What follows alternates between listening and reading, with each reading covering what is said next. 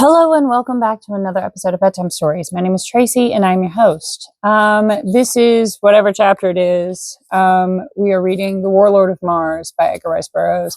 This is, I think, the last chapter. And I'm sorry it's taken me so long to get to the last chapter. Oh, it's the second to last chapter. Yeah. And I'm sorry it's taken me so long to get to this, but life has been lifing. And yeah, as it does. Anyway, before we get started, I need to ask you a series of very serious queries. Have you gone pee in the potty yet? Have you brushed your teeth? Have you got your water next to the bed? I got my water right here. Have you done your stretches? Well, that's great. I'm very proud of you for having done all of those things. Good job. Yay. All right, well, without any further ado, I'm not even going to ask you to like this video or subscribe to the channel or whatever, because whatever. We're going to finish this book today. And then I've got one more that I have to read. Thuvia, Maid of Mars. But, I mean, we'll see what happens. Anyway, rewards.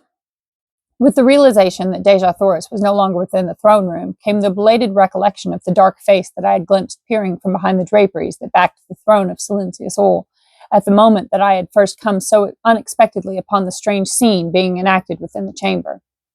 Why had the sight of that evil countenance not warned me to greater caution? Why had I permitted the rapid development of new situations to efface the recollection of that menacing danger? But alas, vain regret would not erase the calamity that had befallen.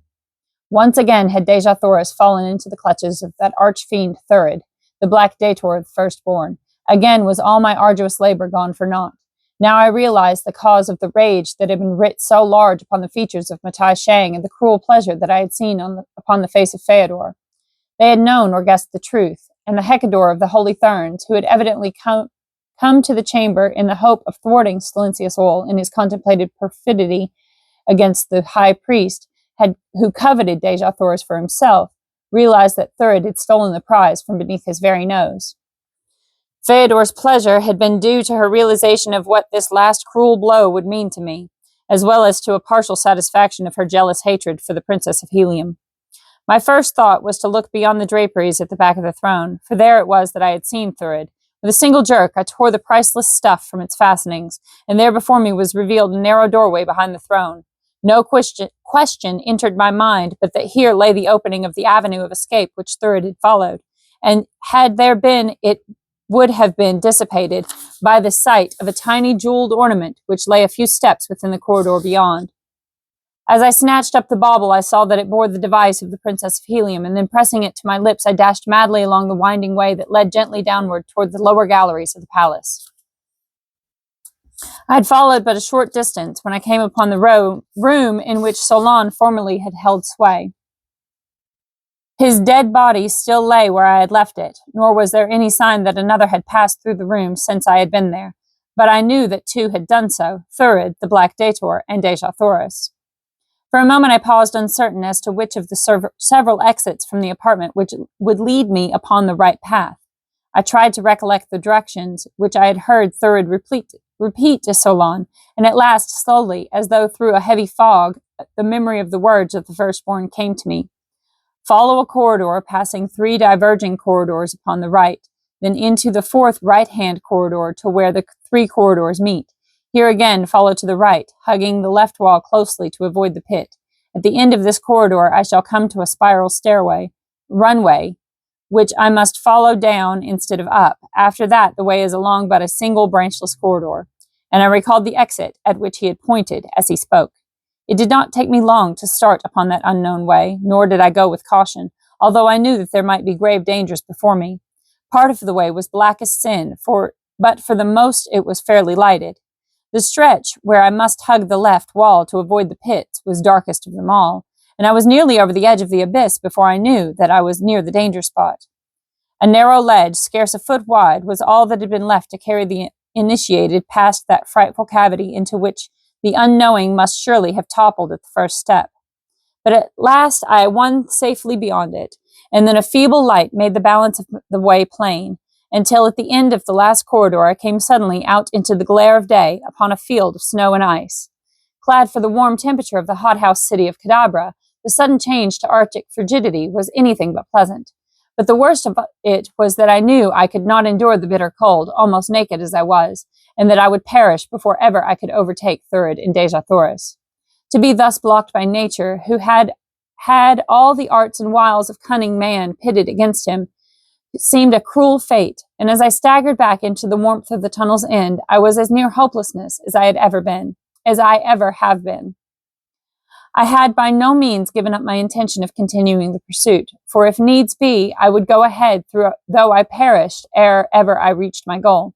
But if there were a safer way, it were well worth the delay to attempt to discover it, that I might come again to the side of Dejah Thoris in fit condition to do battle for her. Scarce had I returned to the tunnel that I stumbled over a portion of a fur garment that seemed fastened to the floor of the corridor close to the wall. In the darkness, I could not see what held it, but by groping with my hands, I discovered that it was wedged beneath the bottom of a closed door.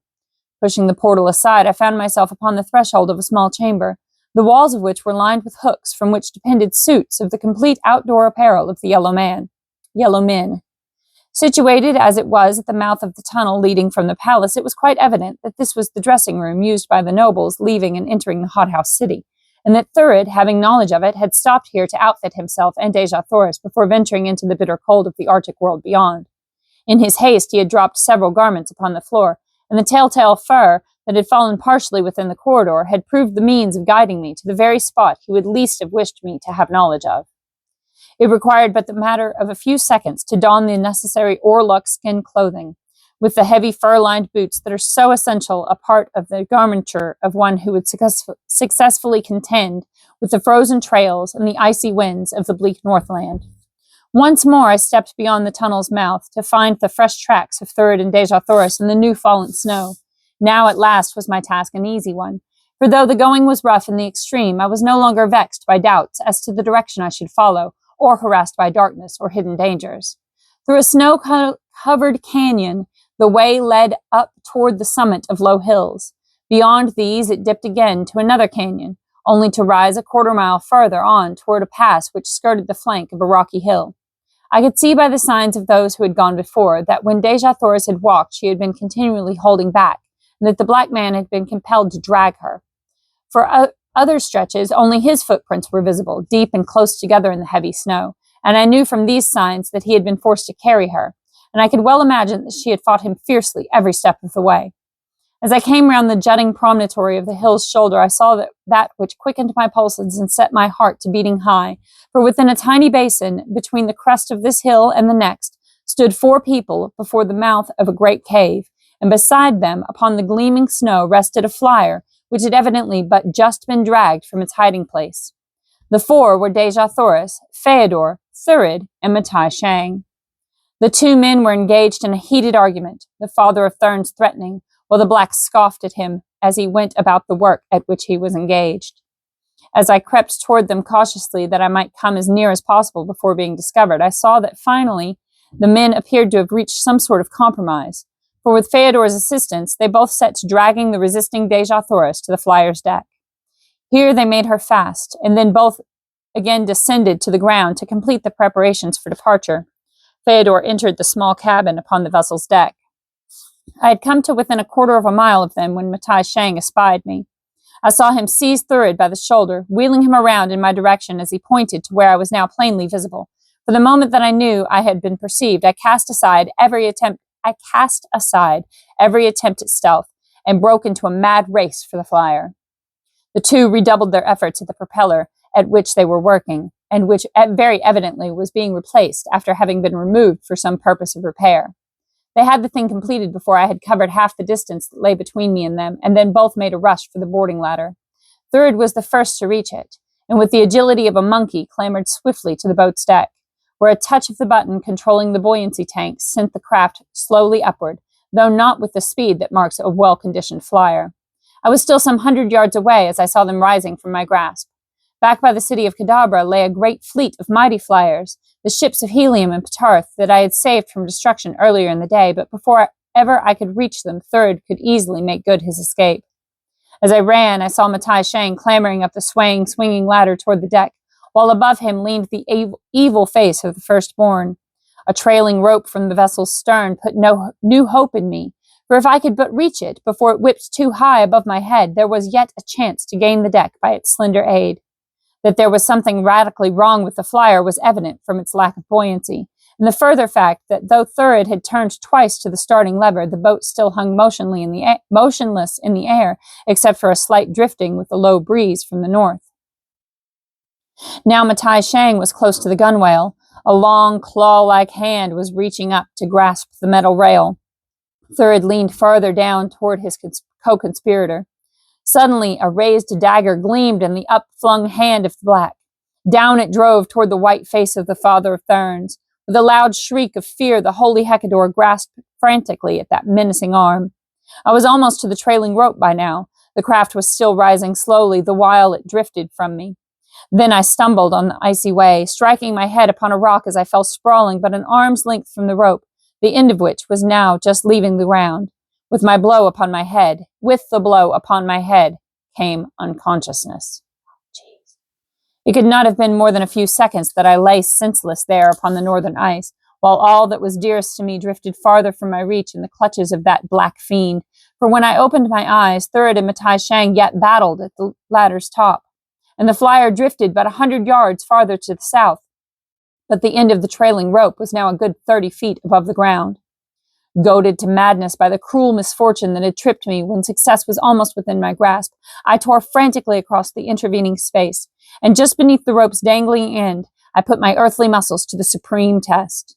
With a mighty cat-like bound, I sprang upward toward that slender strand, the only avenue which yet remained that could carry me to my vanishing love. A foot above its lowest end, my fingers closed. Tightly as I clung, I felt the rope slipping through my grasp. I tried to raise my free hand to take a second hold above my first, but the change of position that resulted caused me to slip more rapidly toward the end of the rope. Slowly, I felt the tantalizing thing escaping me. In a moment, all that I had gained would be lost. Then my fingers reached a knot at the very end of the rope and slipped no more. With a prayer of gratitude upon my lips, I scrambled upward toward the boat's deck. I could not see Thurid and Matai Shang now, but I heard the sounds of conflict, and thus knew that they still fought. The Thern for his life, and the black for the increased buoyancy that relief from the weight of even a single body would give the craft. Should Matai Shang die before I reached the deck, my chances of ever reaching it would be slender indeed, for the Black Dator need but cut the rope above me to be freed from me forever, for the vessel had drifted across the brink of a chasm, into whose yawning depths my body would drop to be crushed to a shapeless pulp, should Thurid reach the rope now. At last my hand closed upon the ship's rail, and that very instant a horrid shriek rang out below me that sent my blood cold and turned my horrified eyes downward to a shrieking, hurtling, twisting thing that shot downward into that awful chasm beneath me. It was Matai Shang, holy Hecador, father of Therns, gone to his last accounting. Then my head came above the deck, and I saw Thurid, dagger in hand, leaping toward me. He was opposite the forward end of the cabin, while I was attempting to clamber aboard near the vessel's stern. But a few paces lay between us. No power on earth could raise me to that deck before the infuriated black would be upon me. My end had come, I knew it. But had there been a doubt in my mind, the nasty leer of triumph upon that wicked face would have convinced me. Beyond Thurid, I could see my Deja Thoris, wide-eyed and horrified, struggling at her bonds. That she should be forced to witness my awful death made my bitter fate seem doubly cruel. I ceased my efforts to climb across the gunwale. Instead, I took a firm grasp upon the rail with my left hand and drew my dagger. I should at least die as I had lived, fighting. As Thurid came opposite the cabin's doorway, a new element projected itself into the grim tragedy of the air that was being enacted upon the deck of Matai Shang's disabled flyer. It was Feodor. With flushed face and disheveled hair and eyes that betrayed the recent presence of mortal tears, above which this proud goddess had always held herself, she leapt to the deck directly before me.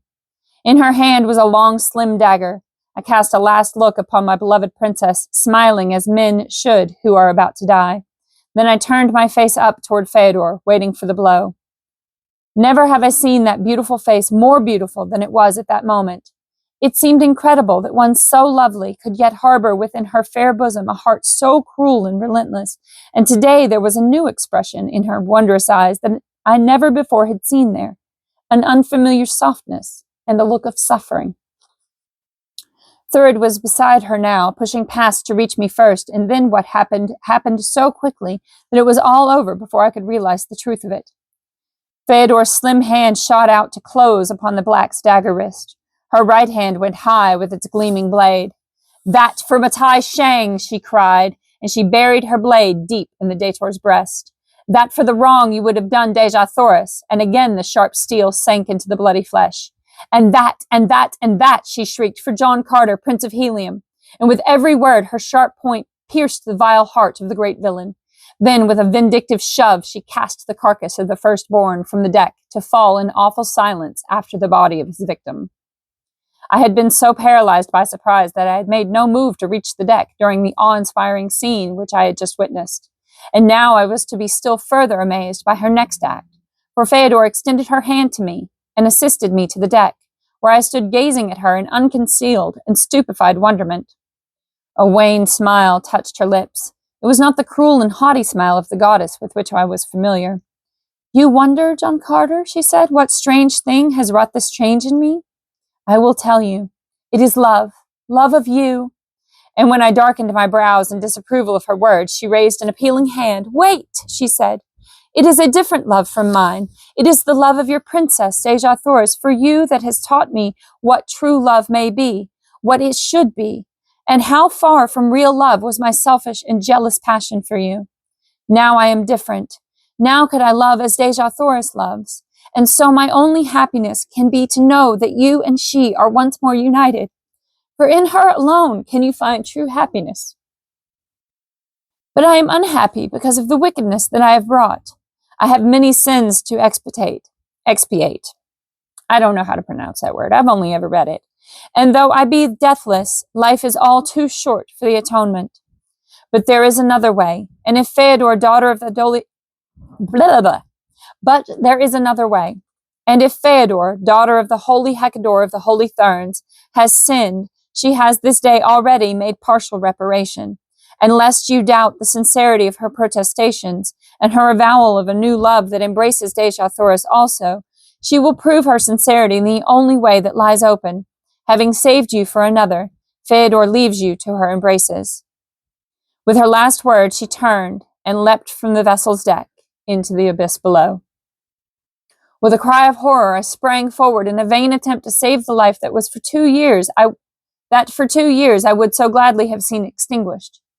I was too late. With tear-dimmed eyes, I turned away that I might not see the awful sight beneath. A moment later, I had struck the bonds from Deja Thoris, and as her dear arms went about my neck and her perfect lips pressed to mine, I forgot the horrors that I had witnessed and the suffering that I endured in the rapture of my reward. That was pretty good, wasn't it? All right, we're going to end this video, and then I'm going to read the next chapter, which is the last chapter. Good night. Sleep tight. Don't let the bed bugs bite. And if you're, what is it called when you watch the whole thing all at once? I don't know. If you're doing that, I'll see you in a minute. Okay. I love you. Good night. Bye-bye.